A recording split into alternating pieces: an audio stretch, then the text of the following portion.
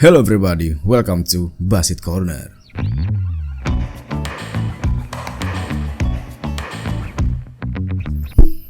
Orang kita itu selalu masuk dalam masalah yang sebenarnya itu aja gitu. Maksud gue, masalah itu selalu ada di pusaran yang kalau udah dari A lewat sampai ke Z gitu ya. Habis itu balik lagi ke A lagi gitu. Maksud gue, masalahnya selalu berkutat di antara yang itu aja gitu, terlalu klasik gitu. Sekarang ini gara-gara Deddy Corbuzier ngundang si Ragil sama si siapa itu pacar dari Jermannya itu di podcastnya dia itu, jadi banyak orang yang rame gitu sekarang. Isu LGBT itu naik lagi sekarang ke permukaan gara-gara dirasanya LGBT ini dikasih panggung sama si Deddy Corbuzier ini. Dirasa masyarakat kayak begitu. Terus banyak orang-orang yang bertanya-tanya, terus apa masalahnya sama si Deddy ngundang si pasangan homo itu gitu. Ya jelas masalahnya adalah ya tadi dirasa Deddy ini ngasih panggung ke kaum homo gitu, ke kaum LGBT gitu. Maksud gue secara pribadi gue nggak pernah permasalahin orangnya, gue selalu permasalahin sama perilakunya gitu. Gue realize bahwa dia exist, mereka itu ada gitu ya. Biarin aja mereka tuh ada di pojokan main becekan, nggak usah dipanggil untuk show on gitu. Maksud gue pada saat orang-orang lain, masyarakat lain ngelihat ada sosok seperti itu, bisa jadi kemungkinan orang-orang lain itu si masyarakat yang mungkin nggak tahu apa-apa gitu kan ngelihat orang ini sebagai panutan, and then dia mau tahu secara kehidupan personalnya, and then orang-orang yang nggak tahu ini akan mencoba perilaku tersebut karena mungkin loh panutan gue aja ngelakuin itu, kenapa gue nggak coba gitu. Bisa jadi. Dan gara-gara video si Deddy Corbuzier ini yang sama si siapa ini, si Ragil gitu, jadi ada impactnya karena gini. Jadi ada impact, gue pernah buka video, gue lagi nonton video Deddy Corbuzier di tema yang lain gitu ya, gue lupa gue lagi nonton apa. Terus ada ini kejadian sama beberapa orang yang pada saat teman gue ngeliat handphone gue lagi nonton YouTube si Deddy, terus orang ini langsung nanya ke gue bahwa lu masih nonton Deddy Corbuzier gitu kan? Kalau gue sih enggak gitu kan. Ya terus gue bilang ya gue sih tergantung bintang tamunya. Kalau menurut gue bintang tamunya ini ada dagingnya gitu kan, bermanfaat atau menarik, menurut gue ikut tonton gitu. Gue sih tergantung. Terus kata orang ini, ya kalau gue sih udah enggak, gue udah malas gue, soalnya dia ngasih panggung ke homo, dia ngundang LGBT gitu kan. Terus gue bilang, tapi kan dia sebelumnya pernah ngundang yang lesbian sama transgender gitu. Iya, tapi ini homo kan parah segala macam apa sih.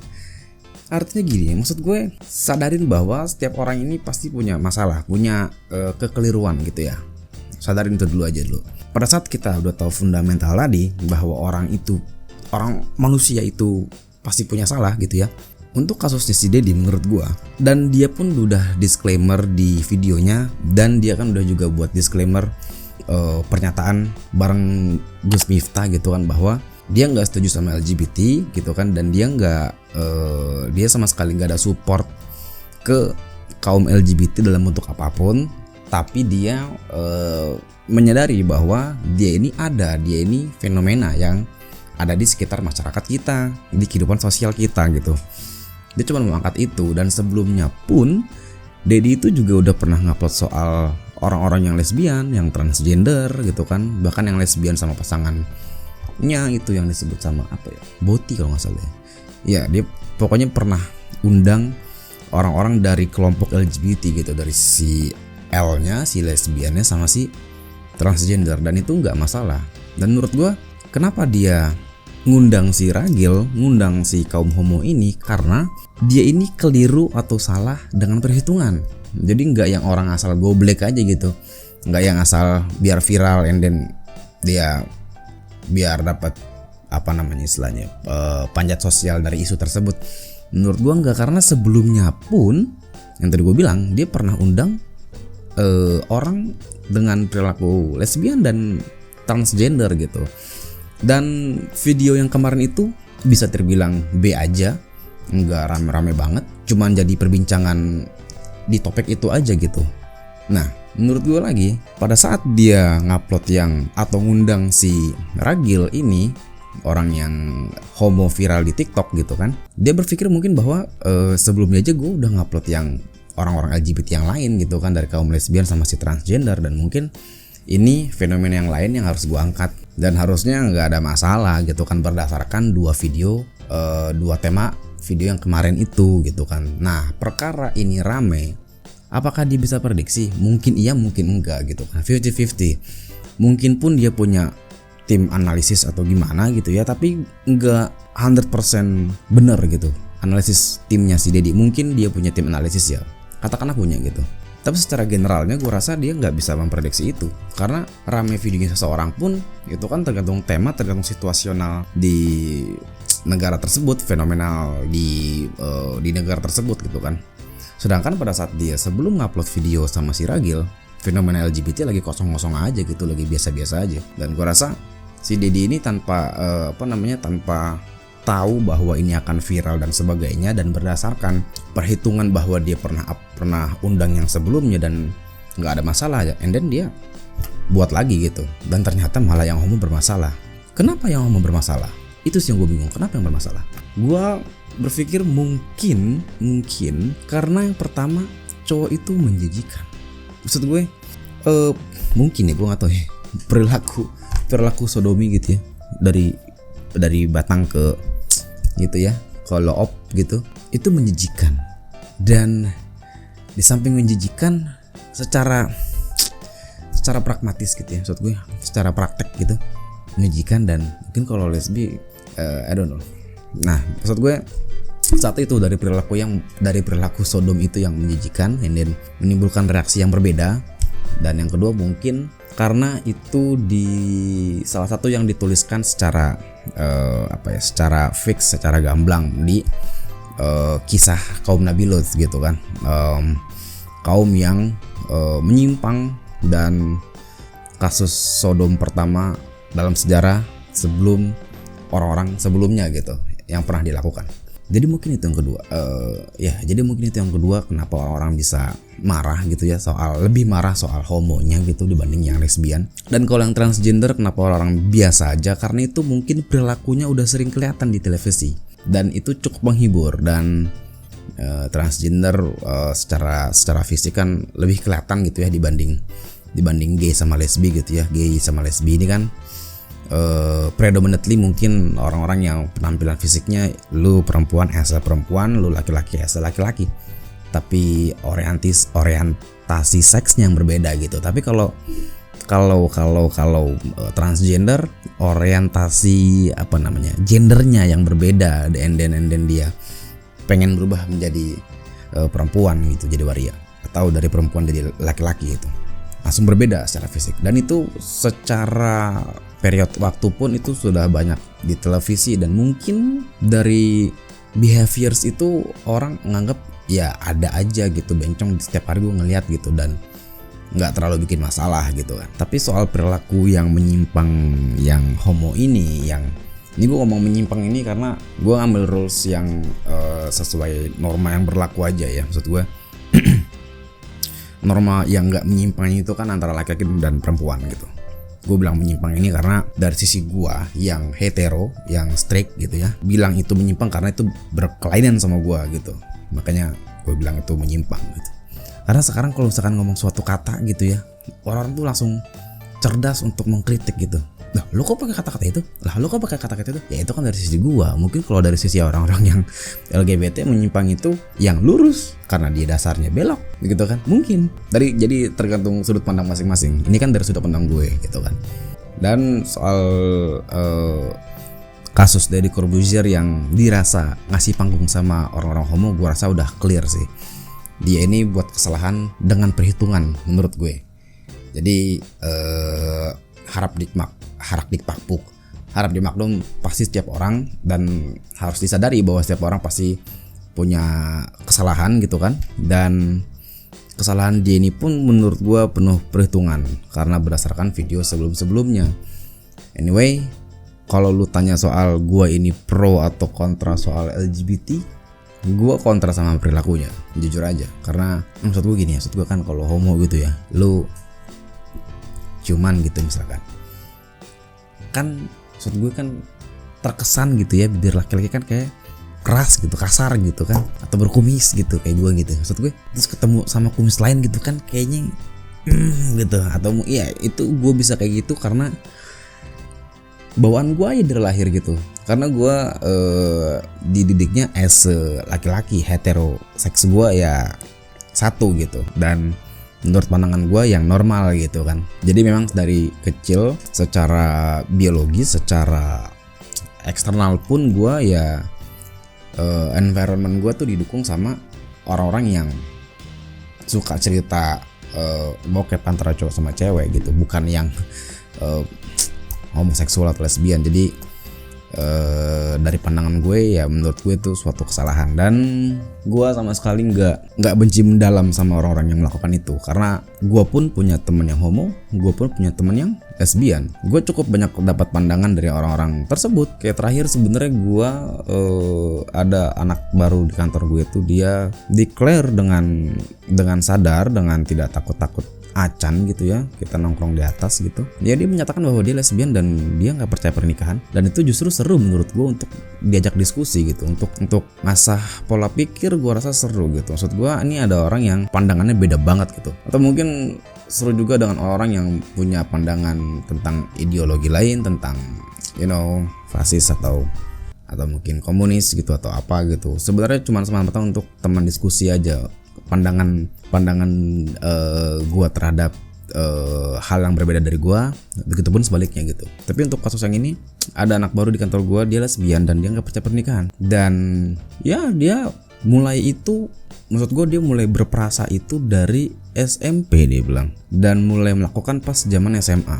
Memang secara studinya menurut Kementerian Pemberdayaan Perempuan dan Perlindungan Anak yang bekerja sama dengan Universitas Indonesia itu bahwa perasaan itu muncul tuh di umur 15 tahun, dan biasanya mulai memutuskan berani melakukan itu pada saat jadi mahasiswa, karena bertemu orang-orang yang berpikir sudah cukup dewasa dan berani untuk melakukan tindakan tersebut. Jadi statement dia ini sesuai sama studinya si Kementerian Perlindungan Anak dan Perempuan, bahwa dia mulai ada perasaan tersebut pada saat umur 15 tahun gitu, mulai terbentuk dengan bulat lah gitu. Dan soal dia nggak percaya pernikahan itu kita bahas nanti belakangan dulu, kita sampingin dulu. Oke, habis itu dia bilang bahwa dia lesbian, bahwa dia lebih nyaman melakukan itu dengan perempuan gitu kan. Dia cenderung memakai perasaan gitu ya, karena pada saat gua tanya soal klimaksnya, ya sebenarnya yang namanya klimaks dengan cara apapun, dengan siapapun pasti rasanya sama-sama aja gitu. Pasti rasanya ya klimaks gitu. Ini maksud gue ya klimaks gitu. Cuman dia memakai perasaan dengan siapanya dan harus dengan gender perempuan gitu. Nah, gender perempuan ini pun dia harus dengan siapanya dulu. Dia harus suka dulu. Sama seperti laki-laki terhadap perempuan, harus dia suka. Tapi kayaknya kalau laki-laki mah siapa aja diembat gak sih?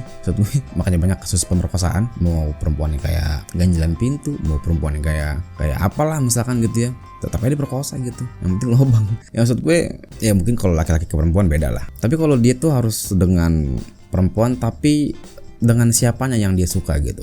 Dan pernyataan dia tadi dan pernyataan studi dari kementerian ini sependapat dengan gua, bahwa gua ini nggak percaya bahwa perilaku LGB bukan transgender. Mungkin transgender udah pasti dipastikan dengan lingkungan. Kita lebih masuk ke yang orientasi seks gitu kan, perasaan yang nggak bisa dilihat dari luar. Gue percaya LGB ini selalu terjadi dan berubah dari eksternal. Gue bisa bilang bahwa ini kayaknya bullshit, bahwa orang-orang yang bilang dia ini begini karena genetika, karena bawaan lahir. Gue nggak percaya, gue nggak yakin itu, karena pasti dia ini bisa begitu karena ada faktor eksternal. Nggak semata-mata dia bawaan lahir and then dia ternyata, katakanlah dia laki gitu kan, ternyata saya perempuan. Gue rasa nggak gitu. Kok ternyata gue suka sama laki-laki juga ya, atau enggak dia perempuan, kok gue suka sama perempuan ya. Gue rasa itu nggak bakal terjadi kalau nggak ada mungkin abuse atau sesuatu yang pengaruh lingkungan dia sehingga dia jadi seperti itu gitu.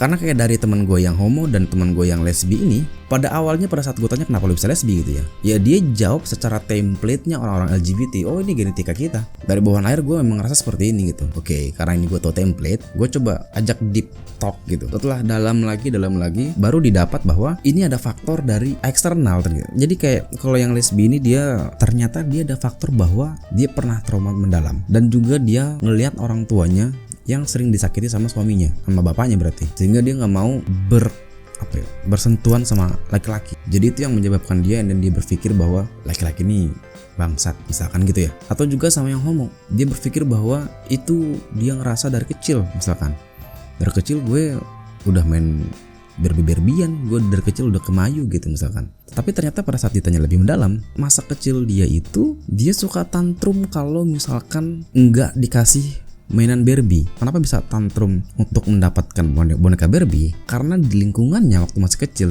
itu dikumpulinnya itu sama perempuan-perempuan. Yang namanya perempuan, mainan perempuan. Karena si laki-laki ini main sama anak-anak perempuan, dia mau mainan itu juga. Karena yang dominan mainan itu gitu, mainan Barbie. Sehingga anak cowok ini ngelihat mainan yang dimainkan sama anak-anak perempuan yang dominan tadi, jadi mau. Nah, and then pada saat orang tuanya kasih mobil-mobilan, anak itu tantrum, akhirnya yang dikasih mainan Barbie supaya anaknya diem. Terus begitu dikasih apa yang dia mau, anak ini mau berdasarkan apa yang dia lihat dengan anak-anak perempuan yang lain. Nah, jadi maksud gue, kalau misalkan anak lo tantrum bermain dengan hal yang berbeda gitu ya, di sini peran orang tua untuk bertindak tegas, untuk mengarahkan yang betul. Kalau misalkan anak lo kasih kebebasan dong, golden age itu 0-7 atau 0-8 gitu kan. Golden age itu yang mempengaruhi lu sekarang itu dipengaruhi dari umur lu waktu 0-7 tahun. Ini lu sekarang yang sudah dewasa di atas umur 20 tahun, lu mungkin tamak, lu mungkin kemudian dan sebagainya, itu dipengaruhi dari umur 0-7 tahun. Makanya di situ peran orang tua harus benar-benar mengarahkan atau provide sesuatu yang seharusnya gitu, sehingga kelak lu akan menjadi manusia yang benar dan baik. Karena benar dan baik itu berbeda, harus berjalan beriringan. Ya begitu, maksud gue gak percaya bahwa itu terjadi dengan kebetulan dan genetika gitu. Gue gak percaya itu. Pasti ada faktor eksternal yang mempengaruhi, entah apapun. Lu coba ajak deep talk dulu deh, pasti ada aja deh yang ternyata dia pernah ditinggalin cowoknya atau ceweknya, atau mungkin dia karena sering main sama perempuan masa kecilnya segala macem. Pasti ada deh. Dan sekali lagi gue gak setuju sama perilakunya, bukan orangnya. Dan kalau misalkan ada teman yang kayak gitu, lo coba ajak ngobrol aja pelan-pelan. Ya kalau misalkan masih seperti itu ya terserah lo mau tetap main sama dia atau enggak. Yang pasti lo harus kuatin diri lo aja. Maksud gue biar enggak terlalu ngikut ke sebelah atau ke kiri gitu. Sekali lagi yang gue gak setuju itu sama perilakunya, bukan manusianya. Personalnya sih gue bodo amat ya. Maksud gue orang dinamis, orang bisa berubah ke depannya atau dia punya kebebasan berpikir lah. Tapi ya paling enggak yang gue gak suka adalah perilaku tersebut. Gue sama sekali, gue pribadi bebas dong, open minded dong. Jangan yang open minded harus terima sesuai sama pemikiran lu, kan enggak juga. Kebebasan berpendapat kan ya kita bebas berpendapat apa aja kan. Mungkin gue gak setuju sama lu, mungkin lu gak setuju sama gue, ya agree to disagree aja, bebas aja. Nah tapi kalau gue menyatakan gue gak setuju sama perilaku itu ya, ingat ya, bukan orangnya. Kalau gue ketemu di jalan ya biasa aja, karena kita bernegara, kita punya payung hukum, kita punya moralitas, dan kita yang nggak setuju nggak bisa bertindak sesuai kemauan kita kan gitu ya, kecuali dia kriminal, udah homo kriminal, nah baru kita penjarakan, maksud gue ya kan. Ya udah segitu dulu video gue kali ini. Kalau misalkan lo suka sama video ini silahkan di like, kalau misalkan lo nggak suka silahkan di dislike.